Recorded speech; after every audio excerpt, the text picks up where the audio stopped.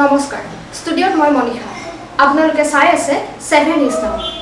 নিশাৰ ভাগত অসমত ভূমিকম্পৰ জোকাৰণি নিশা 1:28 ভূমিকম্পৰ জোকাৰি গ'ল সমগ্ৰ অসমত গুৱাহাটী আৰু ইয়াৰ দাঁতি কাষৰীয়া অঞ্চলতো অন্তৰ্ভুক্ত হৈছে ভূমিকম্পৰ জোকাৰণি ৰিক্টাৰ স্কেলত ভূমিকম্পৰ প্ৰাবল্য আছিল 4.4 মেগনিটিউড ভূমিকম্পৰ অভিকেন্দ্ৰ হাজোৰ পৰা 22 কিলোমিটাৰ উত্তৰ পশ্চিমত বুলি জানিব পৰা গৈছে news desk report 7 news now